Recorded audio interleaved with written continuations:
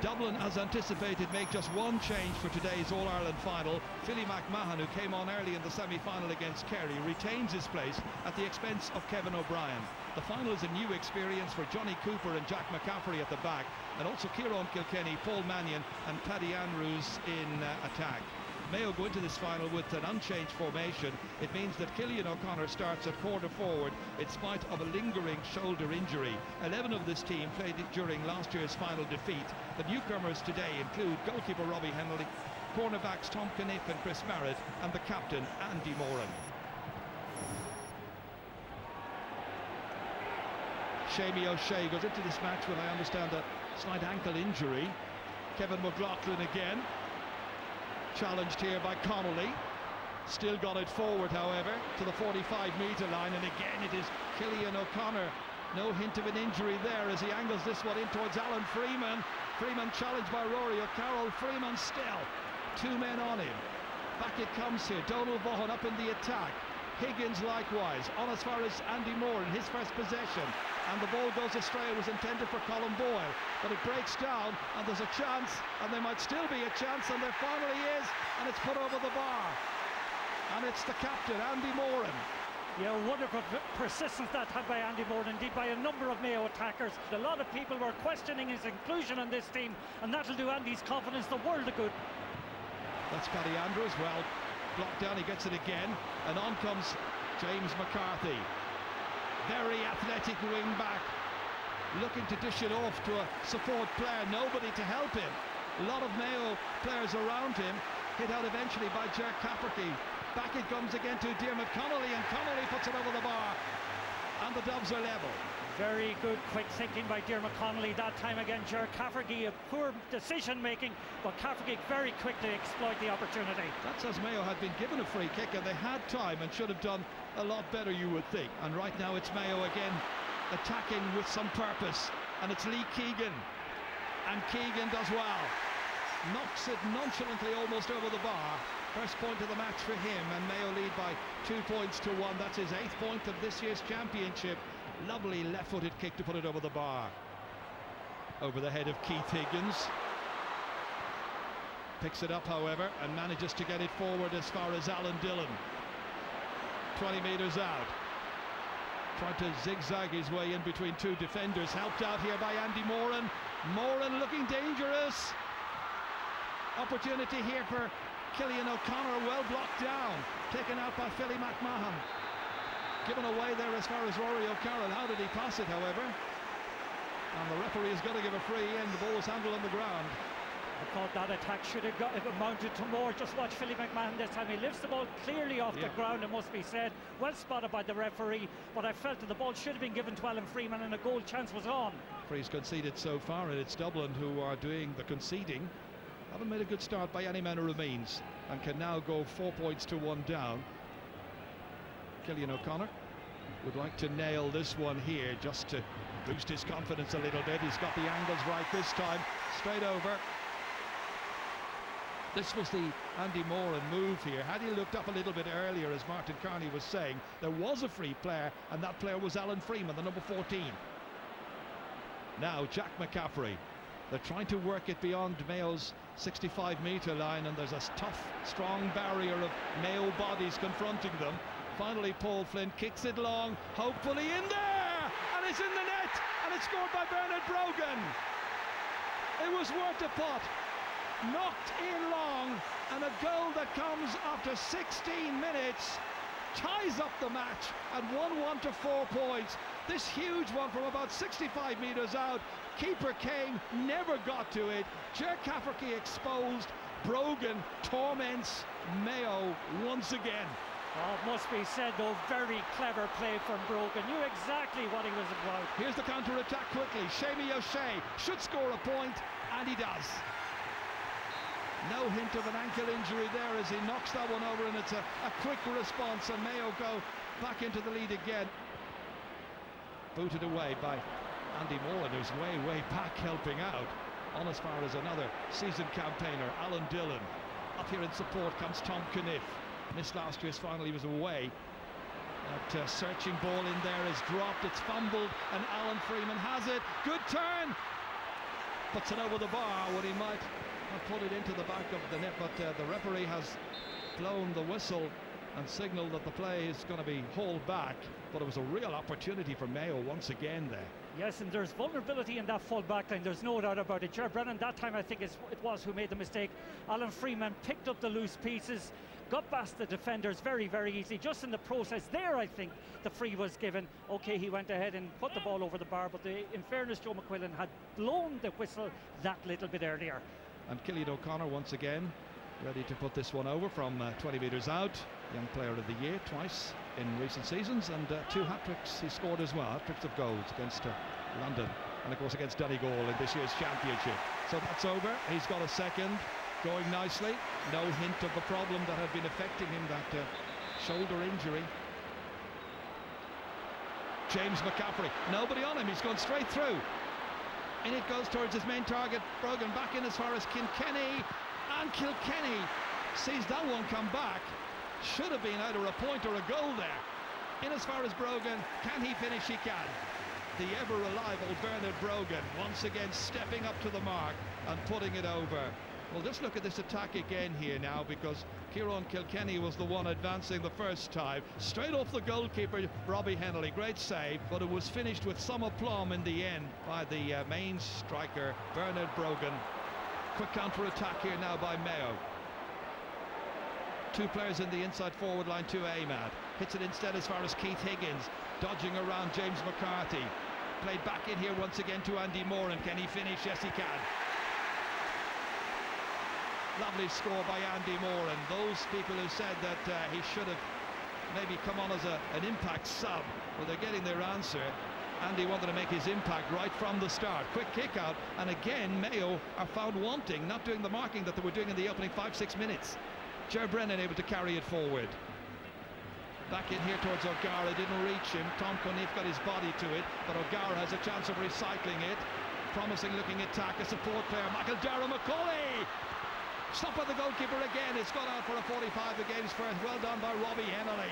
Really good stop as Michael Dara-McCauley was breezing in here. A promising move. The tackles were bouncing off him. Hit straight at the goalkeeper, who was courageous and who did really well. And it's Stephen Cloxton who wants to get a result with this particular kick, but yes, he's got it. And his first pointed free of the match. So it's a 2-point game once again, 8 points to 1-3. Where Mayo had a lot of attacks, missed quite a number of chances, were stung by that goal after 16 minutes, and now it's Dublin once again trying to close the gap. Once more, O'Gara fisting this one, and this one has gone accurately between over the bar.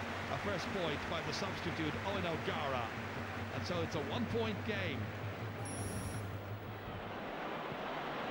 Back goes Connolly. Dublin looking for a really, really good second 35 minutes from the St. Vincent's player. Traded off here as far as Michael Dara-McCauley, retaining the possession, then going for a return, but it's to Cian O'Sullivan instead. In towards the end line here on the 13-metre line, turns, strikes and puts it over the bar. Lovely point by the midfielder. And so the teams are level after just 2 minutes of the second half. Back out as far as Seamie O'Shea. Now they go long all the way down to Andy Moran. And unable to keep it in play. It's a poor final ball out of defence there. Yes, it's a poor final ball, and there's a worry there at the moment about the Mayo attack. There's a lot of the ball going in, you know, is aimless, and there's an element of a disjointed look about the Mayo attack at the moment. It's Kilkenny instead. This is going to bounce awkwardly in here. O'Gara's got it, and that was touched by the goalkeeper. It's gone over the bar, but it should have been a goal, really.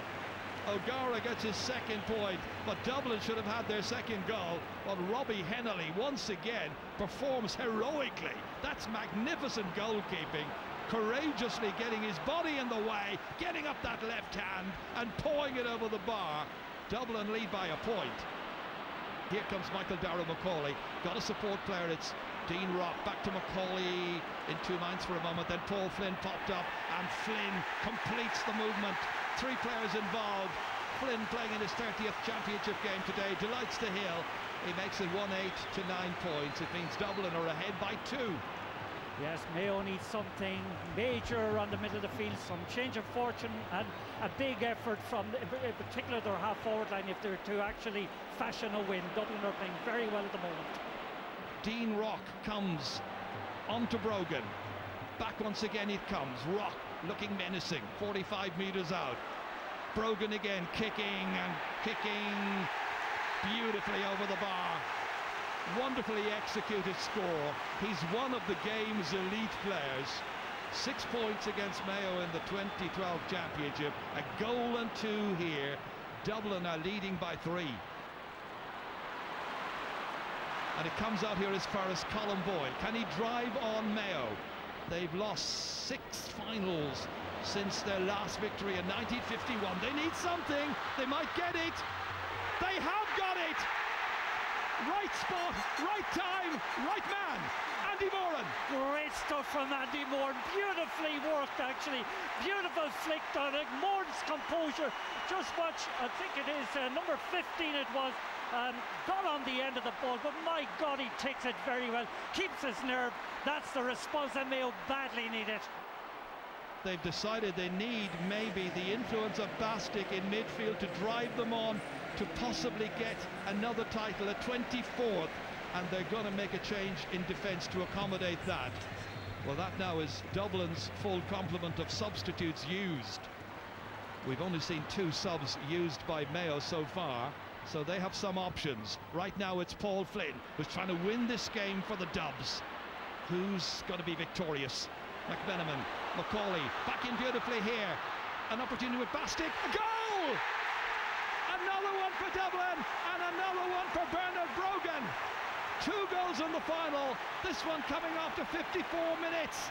A score of 2 goals and 2 points, and Dublin lead by 3 points once again. Bastic involved, and Brogan with the finish after it had been played through initially by Michael Darragh Macaulay.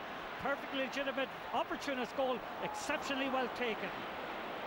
On it comes to Mickey Conroy.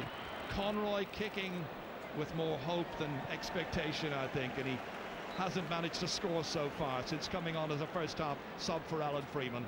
Yes, and the situation, like when Dublin get their attacks, their decision-making is that little bit more adroit than Mayo's. And Mayo, too often, is one, you know, they're going individually, and the teamwork that they need to actually execute moves and open up the Dublin defence, it's not there. Now the kickouts are working well for Dublin, and Ger Brennan comes storming forward here. He'd love to score in this final. He was a doubt beforehand, nothing doubtful about that. Only his 2nd championship point this season. Now is that going to prove a winner for Dublin? It's retained here by Philly McMahon. Came on as a sub in 2011. He'll relish an All-Ireland medal if that's what he's going to get in a few minutes' time. But there are still 3 minutes to go. The Dubs leading, and they look.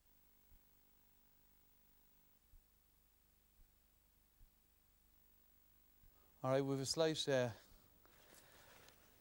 little reflection on it all now with Kevin, Eamon and Kieran. Remember, we have our guest panel as well of Mark and Philip and Alan Quirk, and we'll be chatting about that. Let's reflect. We did the best team win, first of all. Well, I think it was a fantastic game of football. It had everything. It had all sorts. You had incorrect men being taken off, substitutes. You had goals. You had great scores. There was some great defending. There was a little bit of cynical stuff going on. Yeah. We'll show it all here this evening, but overall it was a very, very good game of football. Right.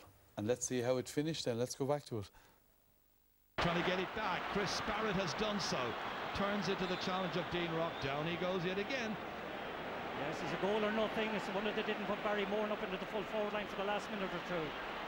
Well, they need to get the ball in. Aidan O'Shea still soloing. Now they carry it in. There was a slap there on Colin Boyle's face. The referee spotted it.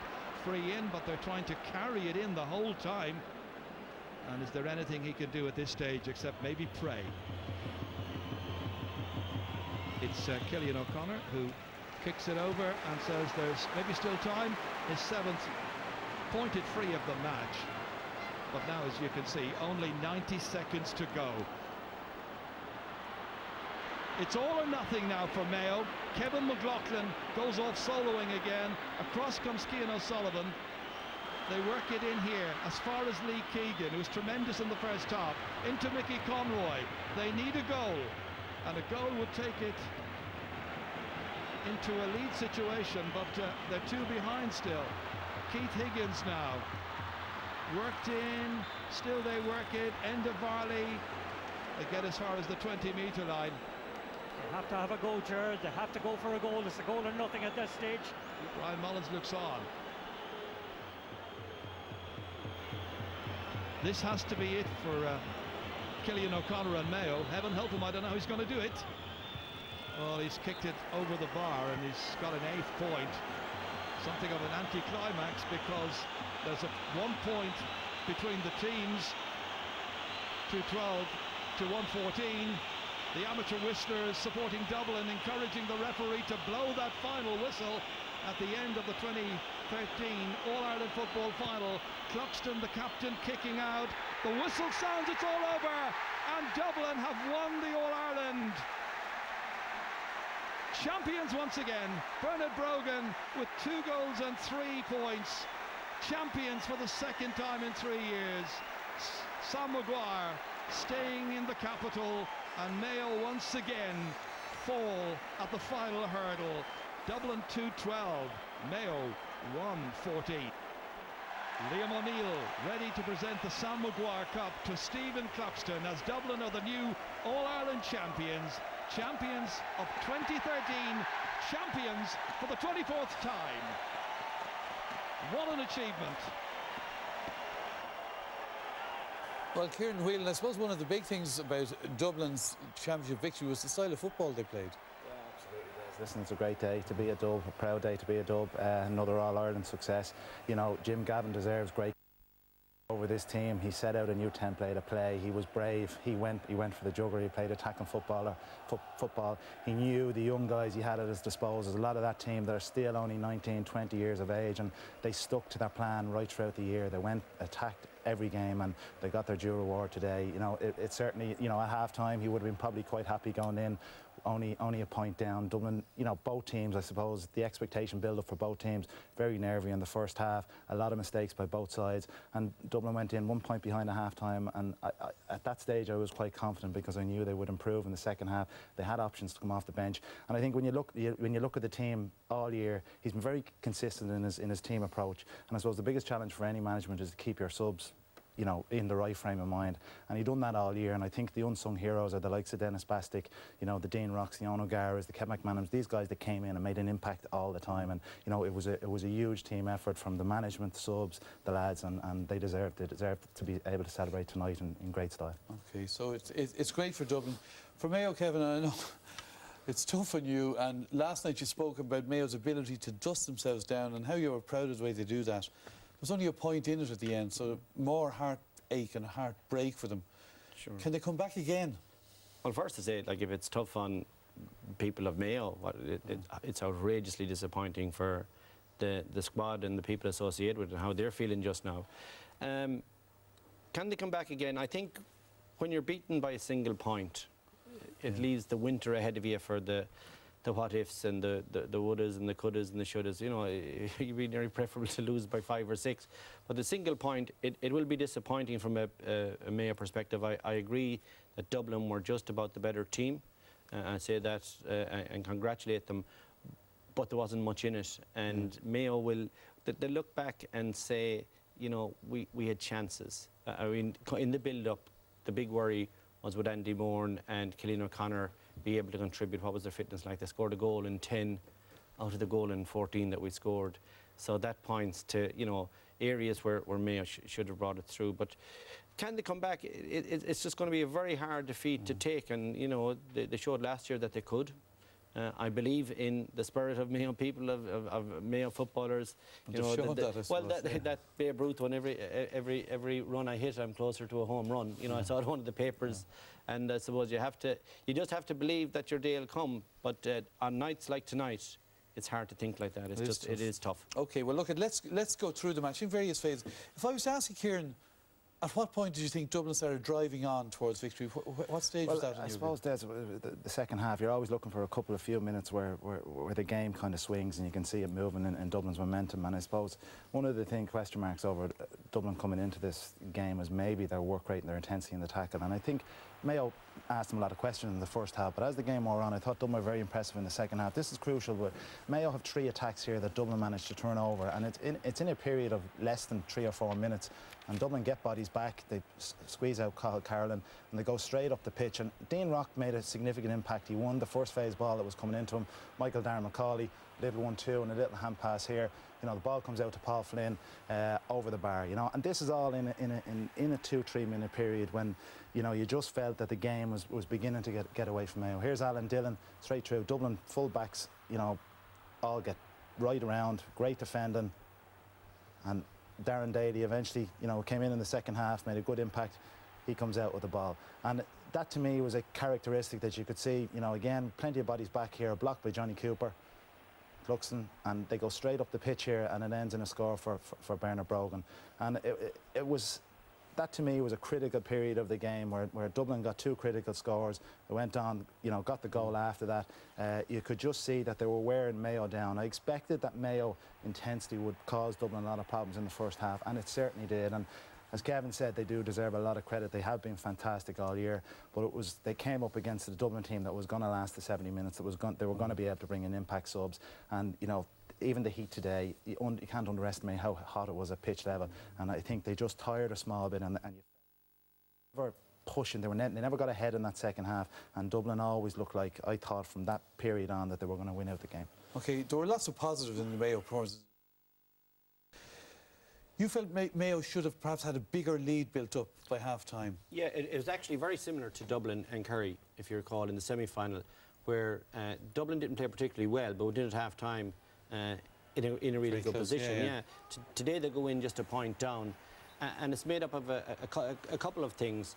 A couple of poor wides, which they'd be disappointed on, especially the ones that were going wide on the near side.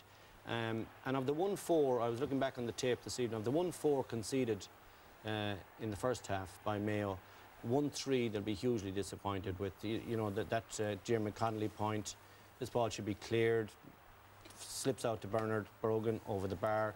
The goal, definitely we'll talk in detail later on about that, but you know, you have to put that down to a Mayo, or even though it's a magnificent flick by Bernard Brogan, you'd expect that to be cleared. Matters like that, there was a 45 that Stephen Cluxton kicked over, looked like a wide on the tapes that we were looking at. So that's 1-3. So Mayo go in by 1, Mayo should have gone in ahead by 4, 5, 6. And I think that will be a crucial area when this winter reflecting on that single point. Any one of those scores would have built the lead and put them in a better position. Okay, Eamon, that's the general Mayo view, I think, that they should have had a big lead. But yet, in the first half, you said Dublin could easily have actually been ahead. Yeah, they had chances throughout. I think Mayo did dominate, as Kevin alluded to there. They really did dominate the first half. They were very, very much up for it. And there's incidences which we'll show. But throughout the game, they did give Dublin plenty of opportunities, particularly in the first half. We can see here, you know, we counted. This is Kilkenny coming in one-on-one on the goalkeeper, and Robert Henley pulled off a great save. He kept Mayo in the game throughout, particularly in the first half. This one here resulted in a point, but it could quite easily have been a goal there for Kilkenny.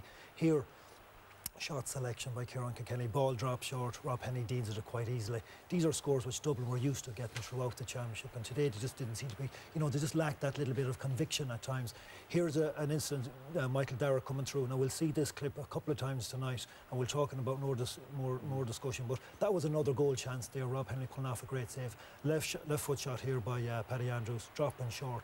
You know, these were scores, as I said, that Dublin were well used to and taking control of the game, but Mayo, on the other hand, as Kevin said it, and I said again, they should have gone in 5 or 6 points up, even given up these chances. Yeah. And that, for me, was probably the losing of the game, because it gave Dublin so much hope, particularly going into the second half. Mayo wanted, I'd say if you were a Mayo person going in to Croke Park today, says you're going to be a point up at half time.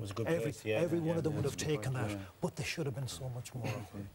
Let's go to our guest panel, and Alan Quirk, we should honour the Mayo goalkeeper here, because he made some great saves, didn't he?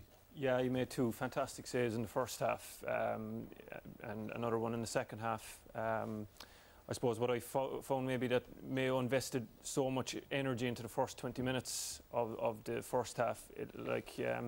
They looked to be nearly out on their feet for the last 10 minutes before half time, and they started to concede goal chances at that stage. And like the first save in particular, Rob Hennelly made himself very big, and he blocked out Kilkenny's shot. And then for the second one, he made a fantastic save from Michael Dara-McCauley. Yeah. So like while Mayo were I suppose on top at the other end, like Dublin could easily have gone in with 3 goals in the first half were it not for Rob Hennelly. So he did very well. But we'll stick with the goalkeeper theme for a minute. You were saying Stephen Cluxton. We've talked about this many times in the Sunday game. Stephen Cluxton kickouts, but today you felt was even more significant. I actually think I go so far as to say that Stephen Cluxton dictated the All-Ireland final today with his kickouts. At half-time, well, we said where Dublin were, not playing particularly well. In the second half, Mayo had 7 scores and 1 wide. That's my notes tell me anyway. So that led to 8 kickouts for Dublin. They won all 8 of them. We're watching them here, one after the other. He's nearly putting them down the mouths of the Dublin wing backs and midfielders. And this was always a worry for me. If he started going long and out to the wings, that the pace of our midfielders, especially if they were tired, that they were going to struggle. And you have to really think in depth about where you're going to position yourself when Cluxton starts to do this. We're talking about this, Kieran and I, earlier on, and Eamon, that normally the midfielder will take the inside position, and keep the opposition midfielder wing side. But when Cluxton is actually, as you say, slicing to the wings, you actually should take the outside lane, so you have a step on him. Because there's no, if it goes down the middle, you don't mind, there's plenty of bodies in there, and you can get plenty of heat on the ball. But in the second half, just to finish the point, Kieran, sorry, the Dublin kickouts, they're almost non-contest. And I mean the ones that were kicked 60 metres were nearly long contests.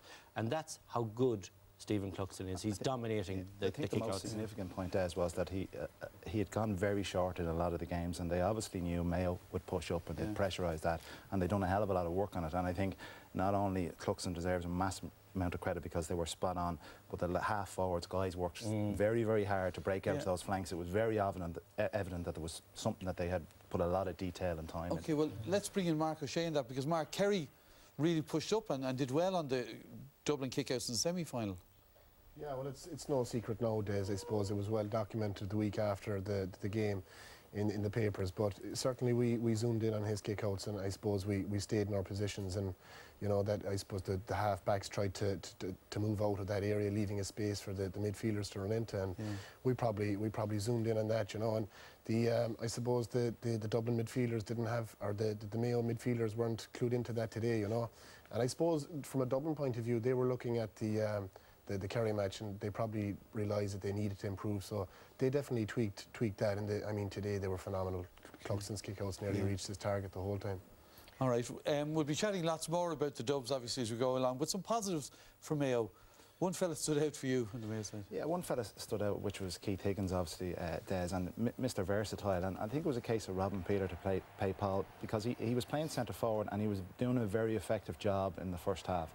People wondered would he drop back as a sweeper, but he was probably their best forward in terms of movement, linking the play. He was everywhere on the ball. And he was causing Dublin a lot of problems. He got in and kicked the score here, a great ball across.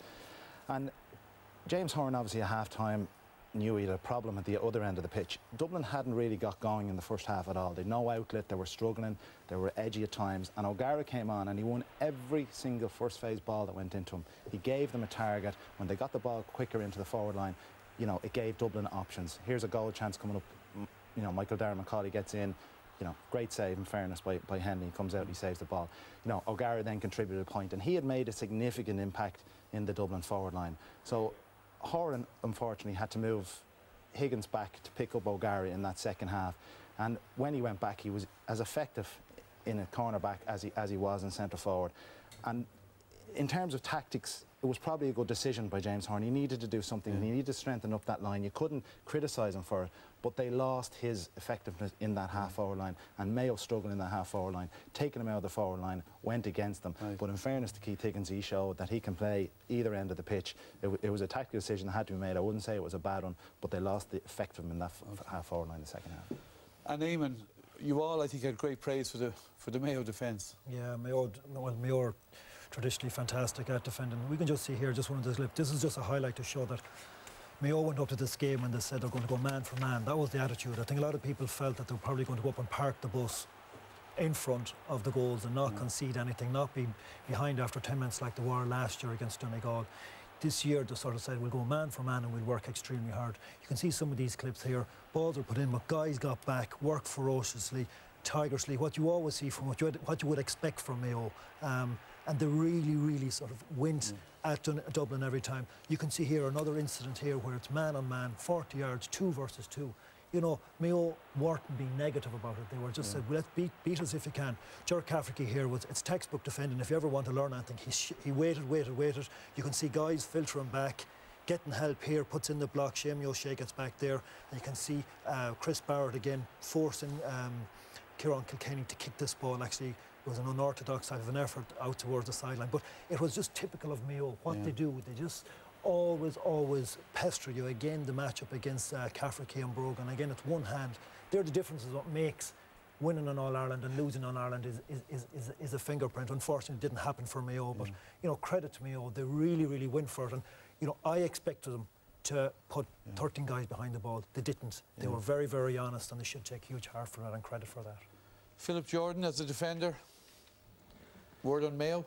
Yeah, I think their defence was phenomenal, especially in the second half. They're under so much pressure. I think everyone agrees that Dublin's forward options are the best in the country by a distance. And the one thing that Mayo actually forced them to do was they had to bring in the cavalry from the sub-bench a lot earlier than they've had to do previously in the Championship. And they probably had limited impact. Dean Rock played very well, but the other subs probably had limited influence in the game. And the one thing that they got men behind the ball and they got group tackling going as well, but they also got the one-on-one tackling.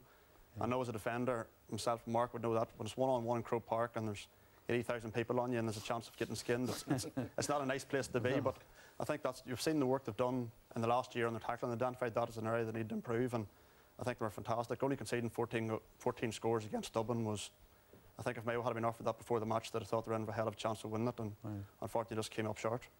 All right then. Well, let's hear then from the new All-Ireland champions, Dublin. Michael is with two men. Must feel pretty satisfied this evening. Michael. Well, let's hear then from the new... Yeah, Des, there's no doubt about that. We're here, of course, at the Gibson Hotel, where the Dublin Victory Due is in full swing.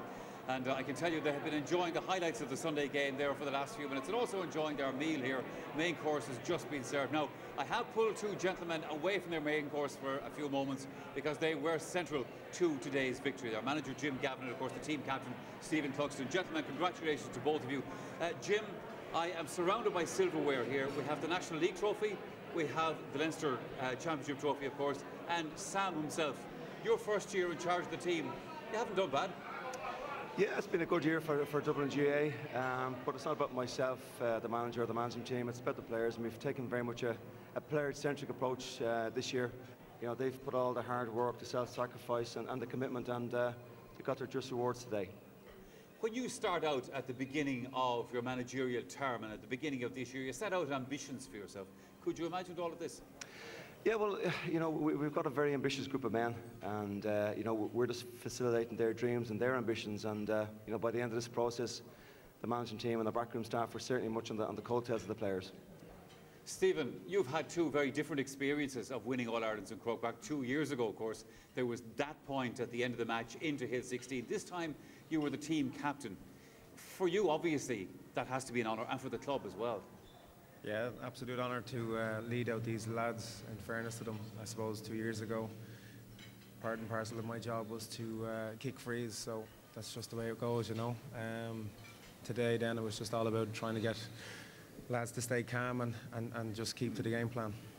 I know it's very difficult to compare, and to win one All-Ireland is fantastic, let alone two, but how would you compare the two of them? For me, at this time in my career, I don't compare anything, you know. I suppose when you look back at it, you probably will compare them at some stage, but as I'm still playing, you just keep looking forward, I suppose, to the next piece of silverware. Jim, I saw you having a word with Stephen after the match today, and before he went up onto the stand. He looked cooler to me 2 years ago taking that match-winning free than he did going up to make the speech. Yeah, he seems a very composed and very focused man, and you know, he's done a fantastic job as a team captain. He set an exemplary standard both on and off the field, and it's been a pleasure to work with Stephen and with the group this year. Sure. Look, I know the bottom line is winning the All-Ireland, but does it give you a little bit of extra satisfaction? The style of football that you played this year has been praised so much by people. Yeah, well, that's just something really that you know, that I would have gone up and Stephen would have gone up, you know, in terms of how we perceived the games we played in Dublin, and that's what I was taught growing up in my local community, and that's what I would have been shown to play with Dr. Pat O'Neill and Mickey Whelan and these men that would have managed me in my career. So I'm just carrying on that tradition. Right, lads, you're going to have a bit of crack for the rest of the week, yeah? Yeah, we're looking forward to it. I'd say it will. All right, listen, it's been a pleasure watching you play football this year. Thank you very much to Stephen and, of course, to Jim Gavin, their manager. Thanks. Des, we'll be back here at the Gibson Hotel a little bit later on. We have more people for you to talk to, so do please join us for that. OK, we're looking forward to that. And, of course, let's get the view of our guest panel now. Kerry's Mark O'Shea, Cork goalkeeper Alan Quirk and Tyrone's Philip Jordan. And to reflect back on the year, Mark, you were saying the Dublin midfield really impressed you throughout the season. They did, Des. I thought they were very strong all year. I mean, Michael Darragh-Macaulay, Cian O'Sullivan, we didn't have Cian O'Sullivan down as a primary midfielder. This year he was fantastic, you know, he was able to adjust as well. I think in the second half when Dennis Bastick would come on, Cian was able to go back centre-back. So that, as a manager, having that kind of a player who can play in different positions is great. I think both of them this year also, they were able to attack forward. Against Kerry in the semi-final, I think they both had goal chances. They both kicked points that day as well. So they were fantastic all year, I thought, and they were the platform where Dublin were able to drive on. Alan Quirk, we just saw Jim Gavin there. Mikey, you know Jim Gavin? Yeah, I would have served with him in the Defence Forces, and he also would have been manager of the Defence Forces football team while I was playing with him. And you know, Jim is a very affable guy, and he has, I suppose, a priceless knack really of making everybody in the panel feeling equally important, be it the waterman or your best player. And apparently he's done the same with the Dublin squad this year. He's able to keep, you know, a very talented squad, very happy. And you know, the lads mentioned it earlier about keeping the subs in the right frame of mind. And you know, it takes a good manager to do that, and I suppose he's looking at an All-Ireland, a Leinster trophy and a National League trophy in his first season. You can't argue with that. OK, we're going to look at the goals now, and all three. The first goal, you had a similar incident, you were saying to me earlier, Alan, for Bernard Brogan's first goal. Yeah, I would have conceded a goal against Kerry in the All-Ireland in 2007, almost identical goal, whereby I probably mistimed my jump and my run very, very slightly. And Bernard Brogan, as he is such a good predator, just got a flick past him. I suppose there's a few things about it.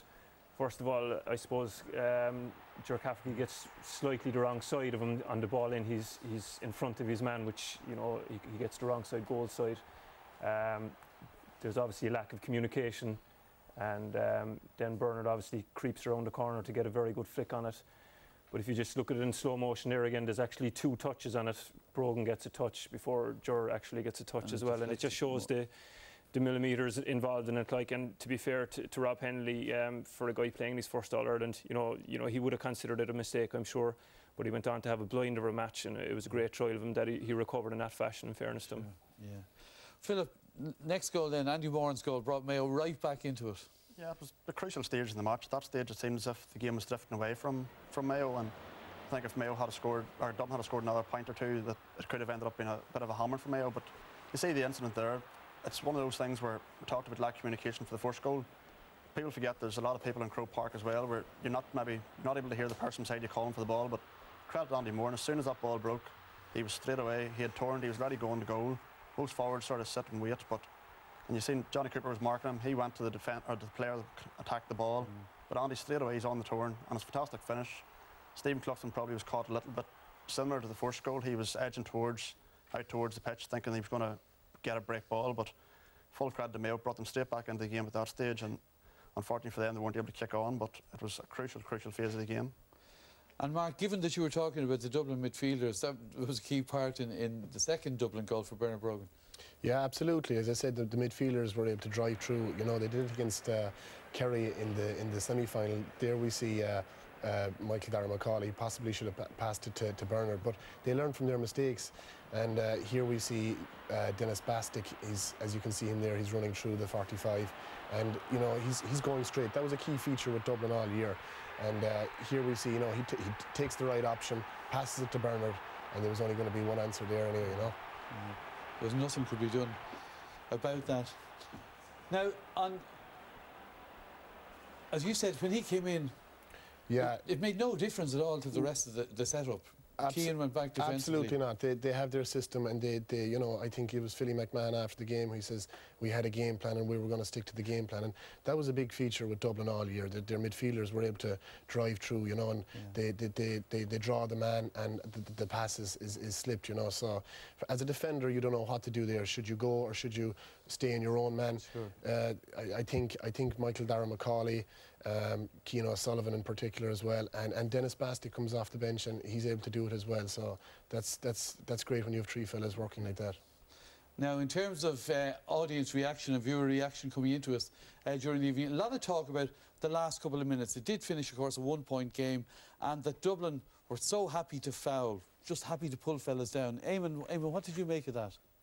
Yeah, it is. I think throughout the year there's been a lot of talk about cynical fouling and cynical type of play, and we've reported it here, you know, widely. And you know, today there was instances, particularly in the last 10 minutes. Now, bear in mind, this is O'Gara actually putting in a foul. You know, it was a clumsy enough type of a one, but in the last 10 minutes, O'Gara was actually injured, so Dublin were actually a man down at this stage. So, you know, it's a case of having to win the game. Throughout the year, Dublin have been fantastic. They've played very, very much an open, expansive type of football, and we've talked about it, saying that, you know, it's very attractive. They're allowing teams score an awful lot, and it was a concern for some of us even today, saying, Jesus, they might let Mayo score too much on them. But with 10 minutes to go, they did what they had to do. It was in the letter of the law. This is, you know, McManaman pulling down Lee Keegan. It wasn't in the letter of the law, though. Well, it's not in the letter of the law. Well, it's not in the letter of the law, Des, but Lee Keegan is pulled down, and McManaman gets a yellow card. Sean Kavanagh had done it. We were critical of Sean Kavanagh, or people here were critical of Sean Kavanagh doing it in the semi-finals or in the quarter-finals. It's part and parcel of the game. And with, as I said, O'Gara was injured. We all saw it. He was standing in the corner. Keith Higgins was actually sitting marking him, being non-effective in the general play. But Dublin players were going back, working extremely hard. You saw Bernard Brogan there, working back onto his own 45-yard line, solely stopping Mayo to get their scores. Now, it's ugly, it's not nice, and if the roles were reversed and Mayo were in that position, they probably would have fouled. But it's just Dublin, and it's the reaction of what a lot of people are actually saying tonight. Right. It's unfortunate, but that's part and parcel. Another issue, Kieran, time towards the end of the game. Yeah, there was an argument in terms of there was a few injuries, you know, Johnny Cooper, Rory O'Carroll, and I suppose we looked at the time added on, the referee added 4 minutes on. It could have been an argument for an extra minute, but what surprised me more so was, you know, we're in injury time at this stage. You know, Mayo are playing catch-up. They get a free. It takes Cillian O'Connor 40 seconds to put the ball over the bar. He was very slow. You would think it's over the bar, get the ball out as quick as possible. They know the clock was running out. Here's the second one. And a lot of they seem to be very displeased after the final whistle with Joe McQuillan. Here's another foul. Again, it takes him up to 40 seconds to take the kick. That's a minute he's wasted. Joe McQuillan clearly tells him there's half a minute left. He looks around, looks to the sideline for a bit of direction. Doesn't come. He pops it over the bar. You know, Cluxton is obviously going to be slow off the kick out, and it's nearly bang on 30 seconds, and Joe McQuillan blows the final whistle. And they were displeased. They went straight to the referee after the game. But what surprised me more so is that they wasted a minute within that period that should have put the ball straight over the bar. And you know, in fairness to Joe McQuillan, he did say 30 seconds clearly, but they were disappointed where they thought they might have had one last play. I'm sure Cillian O'Connor, when you asked the referee and he says there's 30 seconds left, he probably interpreted that as one more play, but it didn't turn out that way. All right. Philip Jordan, a one-point game, as Kevin said earlier, there's so many maybes, ifs and buts, but is there a suggestion that Dublin got a 45 from which they scored there wasn't a 45? Oh, there definitely is. I think when I watched it live, I didn't notice it personally myself, but when you watch the replay of it again, it's fairly clear. You see Dublin's attacking here. Again, this is typical of Dublin as well. Michael Darragh-Macaulay coming at pace. Jim Shea gets a bit of a knock on him, and looking at that, you probably think, yes, that's a 50 ball, but you watch it closely, it's a great stop, but it hits Michael Darmacauli's hand clearly and goes out for the side for what should have been wide ball, but was given a 45. And when Stephen Cluxton's on the opposition team, then that's clearly going to be a point. And when you think that's what fine margins are all about in Ireland finals, I know myself in 2008 we were playing Kerry, and the toe of Pascal McConnell saved us on that day, and that's those fine margins. You look as well there with the umpire standing on the opposite side. He seems to have a clear view across the goal to see it. So umpires are there to give these decisions, and unfortunately it seems a bit of a regular occurrence that umpires are missing these and making their incorrect decisions. And there's fellas that have trained not just 9 months but for 6, 7, 8 years maybe for that, and that's one decision that at the end of the day could have cost somebody an All-Ireland title. Just on that as well, like the 3 saves that Henley made, Dublin actually got 3 points out of them. One of them was tapped over. They got 1 point from Bernard Brogan from the rebound, and then they got the 45 as well. So as a goalkeeper, when you make 3 saves like that and you still concede 3 points, they're the fine margins. It can be crucial at the end of a game, like you know. All right then, well, we've already heard from Dublin's winning captain and manager, but let's hear what others in the Dubs camp had to say immediately after their victory. And Mayo once again fall at the final hurdle. But we kept trying, we kept working as hard as we could, and very proud of the guys and how they did and all the work they put in. It's just very disappointing that we, you know, it's a game we were right in there, but just couldn't get the scores. We had enough ball to win the game. We just made too many basic mistakes. We turned over the ball too often, and the ball didn't stick inside for us, and Dublin were launching counter-attacks. An opportunity with Bastic, a goal! You know, in the second half, Dublin came with a surge and got ahead, and we were chasing then, and you know, our composure just left us a little bit, but we kept plugging away and kept trying as hard as we could. They need something, they might get it, they have got it! We, as we always do, have to look at what went wrong and what we could do better, and it's fairly obvious, I suppose, from a type of game like that. But you know, we look at it in the cool light of day and see where we are. You know, we have very, very good players, and some guys were exceptional today. But it's just disappointing for us. But you know, we'll keep trying. Yeah, commiserations to all concerned with Mayo, tough one. Still to come though, we name our Sunday game team of the year. We've action from a great minor final, and of course we'll name our match from this afternoon's senior final. Now you each have a nomination, so Kevin. Yeah, I had a good look at it with the guys, and on a day when there was a lot of contenders, you have to go for the fellas who are leading it and driving it. And the first nomination is Lee Keegan, who contributed 2 more points again. This is his 9th point in the championship, and he gave it everything he had. He nearly had the perfect game. He just made 1 or 2 very small errors, but to concentrate on his positive contribution, absolutely. That half-back line was heroic. The defence was heroic for Mayo, but Lee Keegan was especially heroic. He was fantastic today. Okay, nominee number 2. My man was Kilmacud's Mr. Versatile, as Kieran called him earlier on, is Cian O'Sullivan. He's been fantastic the last couple of games. Not alone at midfield. He was put back centre-back, marking Gooch against Kerry in the semi-final. He went back full-back today when Johnny Cooper got injured. So, you know, he's put in a fantastic shift. He's just, you know, that type of player that you'd love to have, that's happy to play anywhere and very, very effective every place he plays. So, you know, for me, he was outstanding. And nominee number 3, Kieran. The third nomination was Bernard Brogan, and for people to talk that Bernard had a quiet year, for somebody who finished with 219, 2-3 today, you know, the over-reliance wasn't there on Bernard this year. He was still very effective in everything he done, and when it counted today, he stood up with 2-3. Okay then, well I'm sure everybody is dying to hear the decision, so let's head back to the hotel and join Michael for the big announcement. He also contributed 2 goals and 3 points in the course of the match. Our man of the match from this year's All-Ireland final is, of course, Bernard Brogan.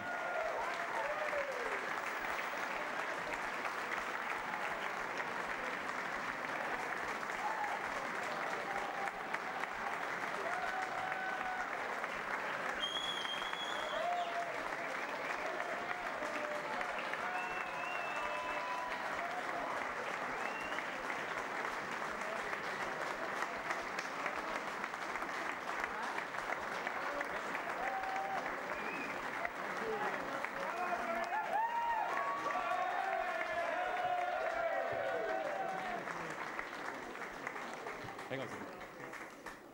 All right, Bernard is here with us. Bernard, congratulations. First of all, I will let Liam do the honours and present you with our Sunday Game Man of the Match trophy. Well done again to you.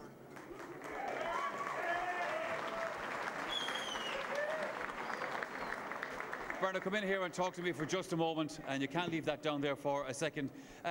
Let me first of all reflect with you on the team, because I know fellas don't like to talk about their own individual performance, although we'll do that if you want to as well. But from a team point of view, I mean, it was obviously tough, tight and intense out there all day long. Yeah, in fairness to Mayo, they came at us, and you see them with the black eyes around the room here, and lads struggling and crutches and stuff. It was an epic battle. We knew they'd go toe to toe with us, you know, and it was going to be hard hitting, and just delighted to get out on top, thank God. Did you feel at any stage during the course of the game that it was going to go against you, that you hadn't enough done? Say at half-time you were a point down at that stage. No, to be honest, I always thought we'd have enough. In fairness to Jim, he's instilled the confidence in the team that if we stick with it for the 70, 75, 80 minutes, whatever it takes, that we'll be out on top, and it's stood to us all year. And again, we all knew that if we stick to our game plan, that we'd be out on top. Bernard, I do want to talk to you for a moment or two about your own personal performance, because we cannot ignore the fact that you scored 2 goals and 3 points, and it must obviously be a very special thing for any player to make a contribution like that to an All-Ireland final. Yeah, it's very special. Obviously, any day you score a goal in an All-Ireland final, it's very special. But in fairness, for the second one there, all I had to do was palm it into the net, and I know all year the lads, the midfielders, Mick and Keane, and them boys have been running through, but Bastic today, like I'd say if Mick McCauley was in the other place, I probably wouldn't have got the pass, but thank God I was thank God I was Dennis there, that would give it inside, and easy job at the end just to palm it in. But now delighted to do my bit for the team, you know, and it's all about the team, you know. I'm delighted to win the All-Ireland. There were 2 very important goals, obviously, for Dublin. Just briefly on the first one, because that actually came at a point where Mayo were beginning to rack up scores, and you could see a little bit of a gap growing there. Yeah, they got I think they were 4-1 down at the time. I hadn't actually got a touch of the ball. I think there was one ball maybe kicked into the full forward line, so Mayo were truly on top, you know, and it was just Flinner hit a nice ball in, and I kind of stood off and just tried to get something on it, you know. It was a bit of luck as well, but we'll take them any way they come. You mentioned very briefly your colleague there, Michael Dara McCauley. He was nominated as the lads back in the studio as Player of the Year. He's had a great season. Yeah, he's a bit of a freak now. He's up and down, you know. But no, you mean that in the nicest possible way? Yeah. Nah, he's an unbelievable footballer. You know, we got him late. Took him a while to get going with the GAA. He was a big basketball man, but we're delighted to have him, and long more years ahead of him now for he can push on and win us another couple of All-Irelands. It's been a great day for him. It's been a fantastic day for you, and of course for all of the Dublin players. And you go home tonight not only with your All-Ireland medal, but with our Man of the Match trophy as well. Bernard, congratulations to you, and well done.